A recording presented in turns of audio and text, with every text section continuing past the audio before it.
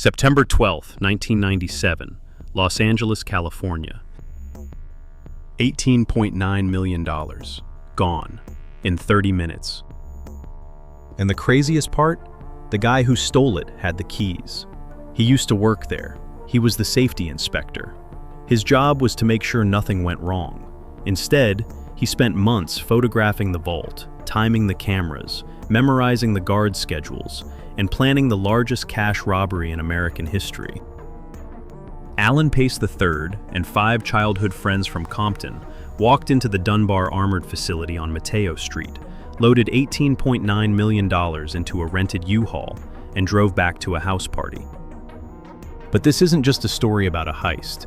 It's about the inside job that fooled the FBI for 2 years, the 30-minute operation that left almost no evidence, and the paper wrapper that destroyed everything. One of the crew paid a real estate broker with cash still wrapped in the original currency straps, with Dunbar Armored printed right on them. This is how the largest cash robbery in American history fell apart, because someone forgot to remove a band of paper worth less than a penny. Alan Pace III, age 30, regional safety inspector at Dunbar Armored. Not a gang member, not a career criminal, a safety inspector. His job was literally to make sure nothing went wrong at Dunbar facilities across Southern California. Alan grew up in Compton, working-class neighborhood. He had friends he'd known since childhood, guys he'd played basketball with, went to school with, trusted completely. By his late 20s, Alan had found steady work at one of America's largest armored car companies. Dunbar specialized in transporting cash, armored trucks, secure facilities, millions of dollars moving through Los Angeles every single day. Alan's role gave him unrestricted access. He could walk into any Dunbar facility in the region, ask questions, take notes, photograph layouts. Nobody questioned him. It was his job. The Los Angeles facility on Mateo Street in the downtown factory district was the biggest depot, a major hub for armored car services in Southern California. The vault held cash destined for ATMs across the city. On any given Friday, $20 million or more sat inside. Alan saw that money every time he visited. Stacks of 20s and purple bands, hundreds in gold bands, all counted, all labeled, all waiting to be distributed. Most people would see that cash and think about what they'd buy. Alan looked at it and started thinking about something else entirely: how to take it.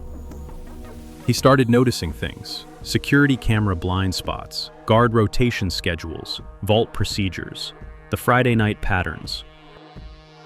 Every Friday, the vault stayed open late. Massive amounts of cash moved in and out. Guards took their breaks at predictable times. 12:30 a.m., like clockwork. Same guards, same schedule, same routine, week after week. How long does it take for an insider to realize the entire security system runs on habit? For Alan Pace, it took about 3 months. What happens when the one person responsible for finding security flaws decides to exploit them instead? The Dunbar facility on Mateo Street looked impenetrable from the outside. Concrete walls, reinforced doors, security cameras at every angle. Inside, an industrial-strength steel vault with combination locks, time delays, and motion sensors. But Alan Pace wasn't looking at the vault from the outside. He was studying it from within, for months. He photographed the layout, sketched floor plans, noted every camera position, studied guard behavior down to the minute. He discovered the cafeteria was a blind spot. Guards took their breaks there, one at a time, on a predictable schedule, 12:30 a.m., then 12:35, like a conveyor belt of opportunity. He learned which bags contained the highest denominations, non-sequential bills, the kind that couldn't be traced through serial numbers. He found where the security recordings were stored. One recorder sat in a supervisor's office, easy to locate, easy to grab.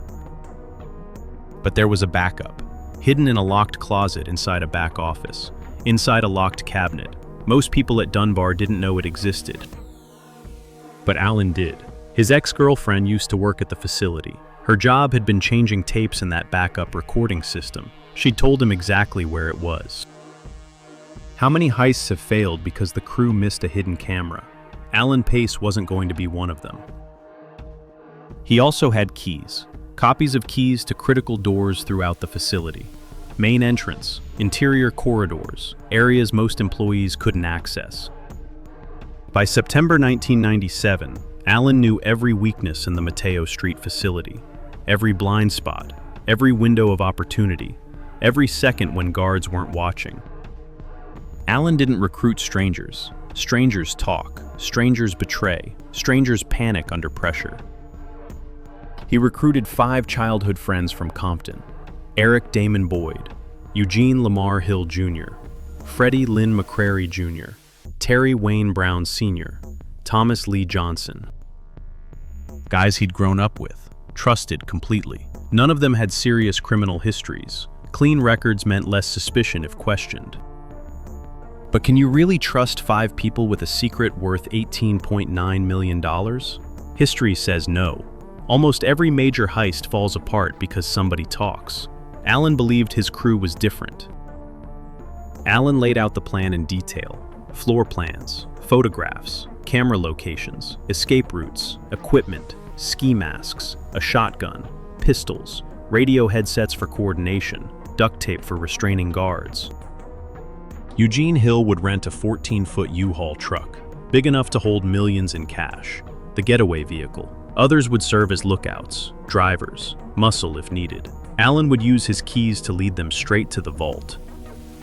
The operation would take 30 minutes. Get in, subdue the guards, load the cash, get out. No shooting, no violence if possible, just speed and efficiency. They'd establish alibis beforehand, attend a house party in Long Beach, be seen by dozens of people, then slip away, return after the robbery, act normal. $18.9 million divided 6 ways, over $3 million each, enough to change every one of their lives forever. Then the plan nearly collapsed. September 11th, 1997, one day before the heist. Dunbar Armored fired Alan Pace. The reason was tampering with company vehicles. Details were never publicly disclosed, but the termination was immediate. His employment ended, his access was revoked. The timing couldn't have been worse, or could it? Alan still had the keys, the floor plans, the photographs, the months of knowledge, and Dunbar hadn't changed the locks yet. Did the firing make him reconsider? Did he think about walking away? If anything, it made him more determined. He'd spent months planning. The team was ready, the alibis were set, the U-Haul was rented, and now, Dunbar had given him one more reason to strike. They were going through with it. 6 men from Compton, with keys to a vault holding $20 million, a fired employee with nothing left to lose, and a house party full of alibis waiting across town. Think they'll actually pull it off without leaving a single piece of evidence? Drop your prediction below. And subscribe, you'll want to see how this ends. Friday night, September 12th, 1997. Alan and his 5 accomplices arrived at a house party in Long Beach. They showed up early, made sure people saw them, talked, laughed, acted natural, avoided alcohol, needed clear heads for what came next. Around 11:30 p.m., they started slipping away, one by one, separately. Nobody at the party noticed. They changed into black clothing, pulled on ski masks, grabbed equipment. By midnight, they were on their way to Mateo Street. Alan used his keys to unlock the main entrance. The keys still worked. Dunbar hadn't bothered changing the locks in the 24 hours since firing him. They were inside. What does it feel like to walk into a building you used to work at, knowing you're about to rob it blind? For Alan Pace, it probably felt like coming home. Alan led the crew through corridors he'd memorized, past cameras he'd timed, into the cafeteria. They waited, hearts pounding, guns ready, duct tape in hand. 12:30 a.m., right on schedule. The first guard walked in for his break, graveyard shift lunch. The crew ambushed him from behind, duct tape over his mouth, hands secured. No time to react, no time to sound an alarm. subdued in seconds. 12:35. The second guard appeared. Same result. Ambushed, taped, secured. One by one, guards took their breaks. One by one, they were restrained before anyone could alert the outside world. Within 20 minutes, every guard on duty was duct-taped in the cafeteria, alive, unhurt, unable to move or call for help.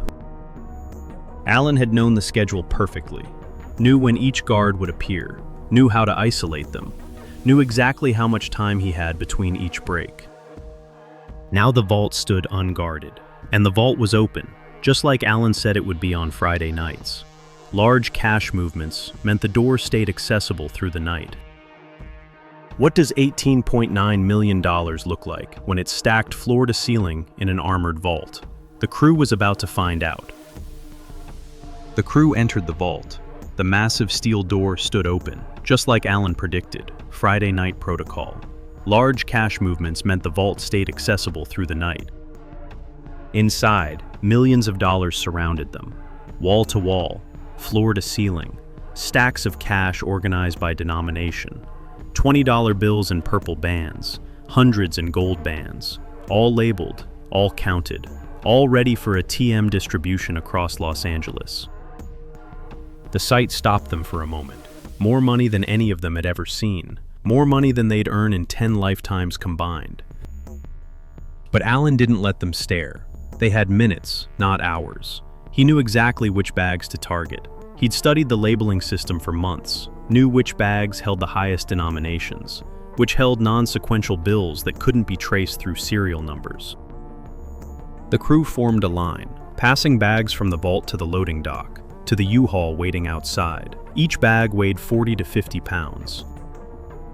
11 million in 20s alone, 550,000 individual bills, 5 million in hundreds, 50,000 bills, smaller amounts in 50s, 10s, and 5s. They worked like a machine. Grab, pass, load, repeat. No talking, just footsteps on concrete and heavy breathing from the exertion. The U-Haul filled quickly, bags stacked floor to ceiling. Alan kept checking his watch. They'd been in the vault 15 minutes, moving fast. But $18.9 million is heavy. It takes time. By 1:10 a.m., the truck was loaded. But Alan wasn't done. Two critical tasks remained. First, the video recordings. Every second inside the facility had been captured.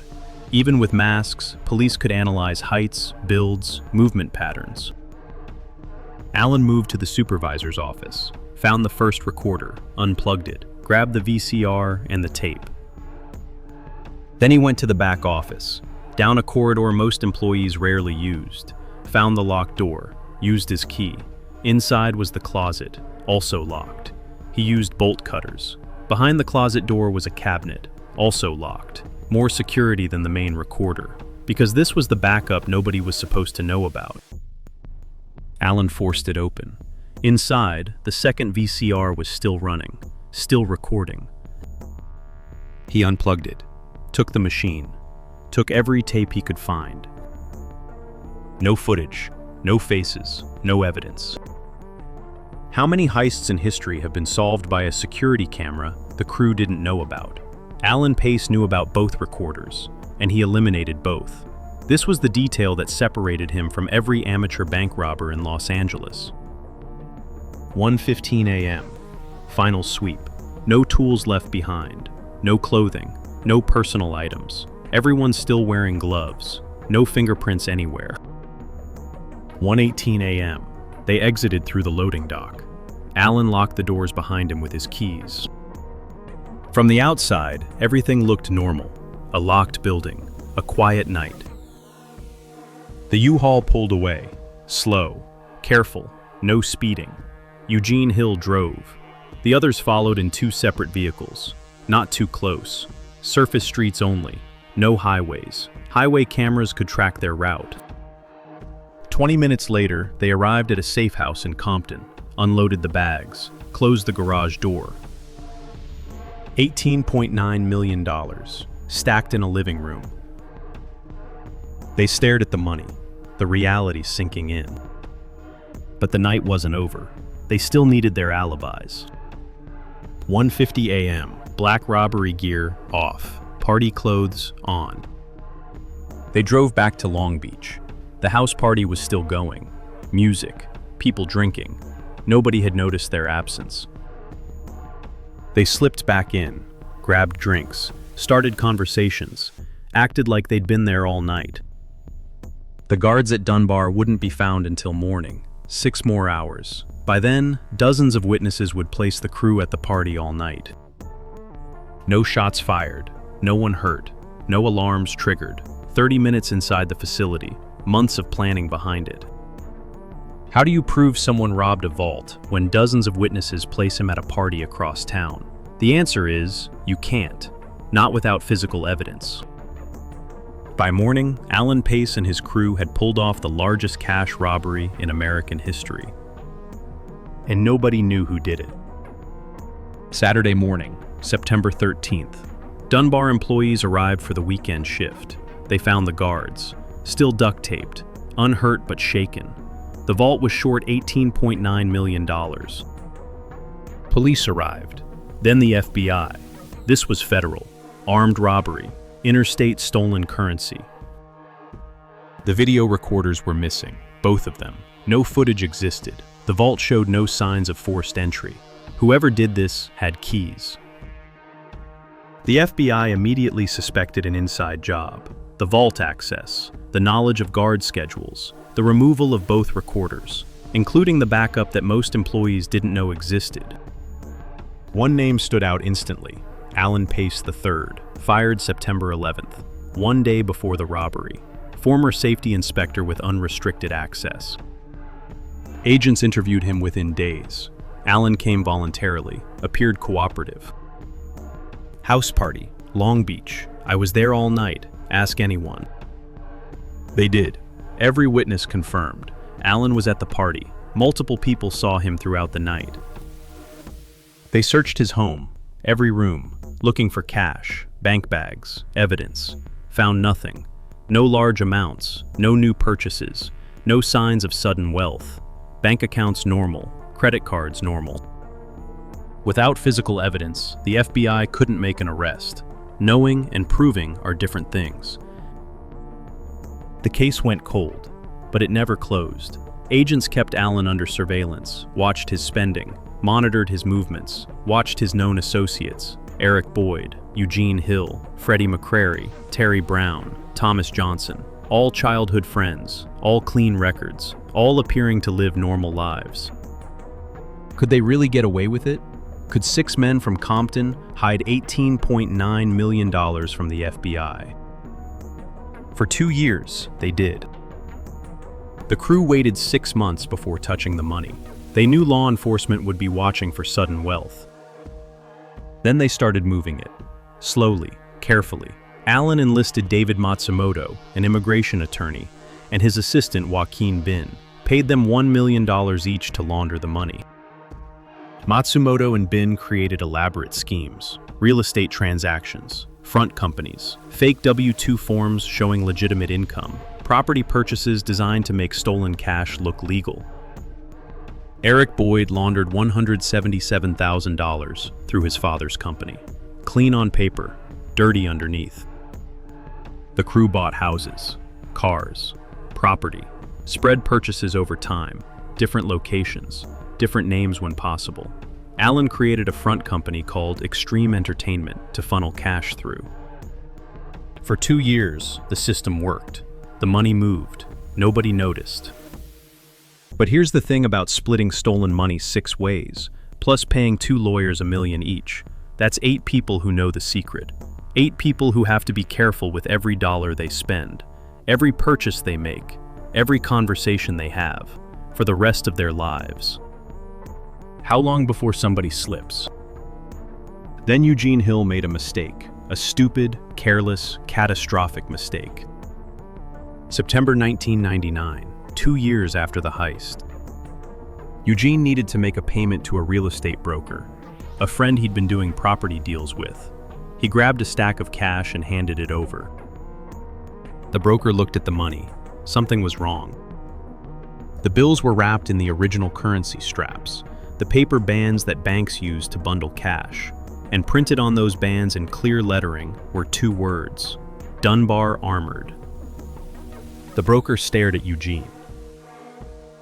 How do you forget to remove a paper wrapper from stolen cash? After 2 years of carefully laundering money through lawyers, front companies, and real estate deals, after all that discipline, all that patience, Eugene Hill forgot the most basic step: take off the band.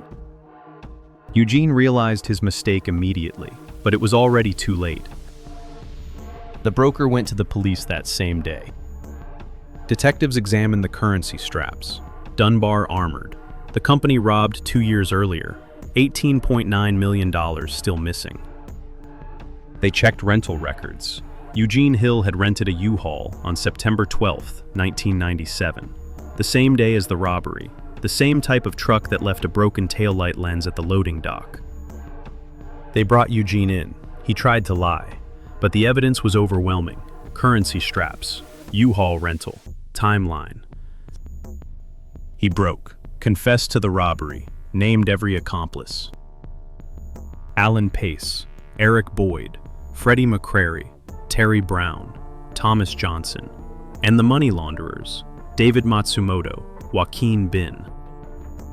One confession, 8 names. The entire operation unraveled in a single interrogation room. Within days, FBI agents raided homes across Southern California: Compton, Buena Park, Bellflower, Arleta, Las Vegas. Simultaneous raids, no time for anyone to run. Alan Pace was arrested at his home. He claimed innocence, insisted his friends had set him up, said he had nothing to do with the robbery. But the evidence kept piling up. At trial, Eric Boyd's father, Steve, took the stand against his own son's crew. He testified that his son had initially told him the money came from a drug deal, but later admitted it was stolen from the Dunbar facility. He described how his son had funneled stolen cash through his company. The prosecution presented financial records, suspicious real estate transactions, front companies with no real business activity, the currency straps with Dunbar Armored printed on them, the U-Haul rental records matching the date of the robbery, the broken taillight lens from the loading dock matching the same model of truck. Alan Pace took the stand in his own defense.